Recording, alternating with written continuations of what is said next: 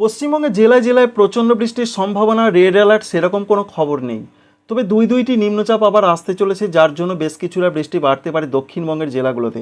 উত্তরবঙ্গে প্রবল বৃষ্টির পূর্বাভাস, রেড অ্যালার্ট আজকে রয়েছে, আবার 20 তারিখের দিকে প্রচণ্ড বৃষ্টি হতে পারে। এই সমস্ত কিছু খুব সংক্ষেপে এক নজরে আবহাওয়ার সমস্ত পূর্বাভাস আপনাদের জানিয়ে থাকি এই চ্যানেলের এই ভিডিও থেকে, জানাবো অবশ্যই। তবে তার আগে আপনাদের কাছে অনুরোধ, চ্যানেলটিকে সাবস্ক্রাইব করে রাখবেন, ভিডিওতে একটি লাইক করতে ভুলবেন না। প্রথমেই জানতে হবে আমাদের যে কোন কোন সিস্টেমের জন্য এমন পরিস্থিতি হতে পারে, এমন পরিস্থিতির সম্মুখীন হতে পারে পশ্চিমবঙ্গের দুই বঙ্গ। প্রথমেই উত্তরবঙ্গের জন্য যে পূর্বাভাস রয়েছে মনসুন ট্র্যাপ, যেটাকে আমরা বলে থাকি মৌসুমি নিম্নচাপ অক্ষরেখা, এমনটা জানাচ্ছেন বিভিন্ন আবহাওয়া দপ্তর সূত্র থেকে আমরা জেনে থাকি।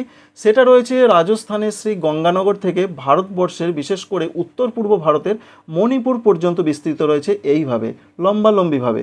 অন্যদিকে তার ওপর আবার উত্তর পশ্চিম বিহারে রয়েছে একটি ঘূর্ণাবর্ত, সেই ঘূর্ণাবর্ত থেকে আবার একটি অক্ষরেখা বিস্তৃত রয়েছে পূর্ব বাংলাদেশ, বিশেষ করে ভারতবর্ষের ত্রিপুরা সংলগ্ন বাংলাদেশ পর্যন্ত। এছাড়া রয়েছে আসাম সংলগ্ন জায়গায় একটি ঘূর্ণাবর্ত। এর জন্য উত্তরবঙ্গের জেলাগুলোতে বৃষ্টি বাড়ার সম্ভাবনা। আর দক্ষিণবঙ্গে বৃষ্টিটা বাড়বে মূলত 15 তারিখে। দেখতে পাচ্ছেন এই যে নিম্নচাপ, 15 তারিখে একটি নিম্নচাপ তৈরি হবার চান্স রয়েছে। সেই নিম্নচাপের প্রাথমিক অবস্থা এই মুহূর্তে ঘূর্ণাবর্ত আকারে বিরাজ করছে। আরেকটি সিস্টেম তৈরি হতে পারে 23 তারিখের দিকে। দেখতে পাচ্ছেন 23 তারিখের দিকে আবার একটি নিম্নচাপ বঙ্গোপসাগরে তৈরি হতে পারে। তার জন্য দক্ষিণবঙ্গের জেলাগুলোতে বৃষ্টিপাত বাড়তে পারে।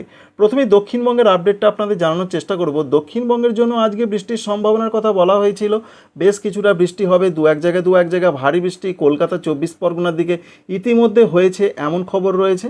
তাই 24 পরগনার দিকে, কলকাতা, হাওড়া, হুগলির দিকে, পূর্ব মেদিনীপুরের দিকে, নদিয়া এবং পূর্ব বর্ধমানের দিকে আজকে দু এক জায়গায় ভারী বৃষ্টির খবর রয়েছে। তবে আগামীকালের যা খবর রয়েছে 14 তারিখের দিকে, 14 তারিখে বলা হয়েছে উত্তর এবং দক্ষিণ 24 পরগনার দিকে একটু ভারী বৃষ্টিপাতের সম্ভাবনা রয়েছে। বিশেষ করে এমনটা তথ্য এখনও পর্যন্ত রয়েছে। সঙ্গে রয়েছে হাওড়া জেলা, এছাড়া রয়েছে দুই মেদিনীপুর জেলার দিকে একটু ভারী বৃষ্টিপাত হতে পারে। আগামীকাল 14 তারিখ মঙ্গলবারের কথা দক্ষিণবঙ্গের জেলাগুলোতে হতে পারে, এমনটা আপনাদের জানাচ্ছি। 15 তারিখের দিকের যা পূর্বাভাস রয়েছে, 15 তারিখে তো নিম্নচাপ তৈরি হবে, প্রথমেই আপনাদের জানিয়ে দিয়েছি। তার জন্য 24 পরগনা, উত্তর এবং দক্ষিণ, পূর্ব এবং পশ্চিম মেদিনীপুর, ঝাড়গ্রাম, বাঁকুড়া এই জেলাগুলোর দিকে একটু ভারী বৃষ্টিপাত হতে পারে। বাকি জেলাগুলোতে হালকা থেকে মাঝারি, তবে বৃষ্টিটা অধিকাংশ জায়গাতে হবে। পশ্চিম বর্ধমানে কোথাও কোথাও একটু ভারী বৃষ্টিও হতে পারে। 16 তারিখের দিকের যা খবর রয়েছে পশ্চিমবঙ্গের দক্ষিণবঙ্গের জন্য, 16 তারিখের দিকেও আমরা লক্ষ্য করতে পারছি, বিশেষ করে হাওড়া রয়েছে, হুগলি রয়েছে। হুগলি যদিও এখানে বেশ কিছুটা আরামবাগের দিকে হবার সম্ভাবনা রয়েছে। এছাড়া রয়েছে পশ্চিম মেদিনীপুর, ঝাড়গ্রাম, বাঁকুড়া, পুরুলিয়া, পশ্চিম দিকের জেলাগুলোতে, পশ্চিম বর্ধমানে একটু ভারী বৃষ্টিপাত হতে পারে 16 তারিখের দিকে। 17 তারিখের দিকের যা পূর্বাভাস রয়েছে, পুরুলিয়া, পূর্ব বর্ধমান, পশ্চিম বর্ধমান, বীরভূম, মুর্শিদাবাদ এই জেলাগুলোর দু এক জায়গায় আলিপুর আবহাওয়া দপ্তর জানিয়েছেন একটু ভারী বৃষ্টিপাত হতে পারে।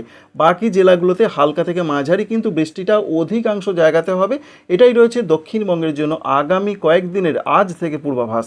অন্যদিকে 23 তারিখে নিম্নচাপ তৈরি হবার পর পরিস্থিতি কোন দিকে যায় সেটা পরবর্তী ক্ষেত্রে আপনাদের জানাবো। নিম্নচাপ অবশ্যই আপনারা লক্ষ্য করতে পারছেন। উত্তরবঙ্গের জেলাগুলোতে রয়েছে রেড অ্যালার্ট। উত্তরবঙ্গের পরিস্থিতির কারণ আপনাদের প্রথমেই জানিয়েছি। তো উত্তরবঙ্গের জেলাগুলোর মধ্যে বিশেষ করে 3টি ভাগে ভাগ রয়েছে।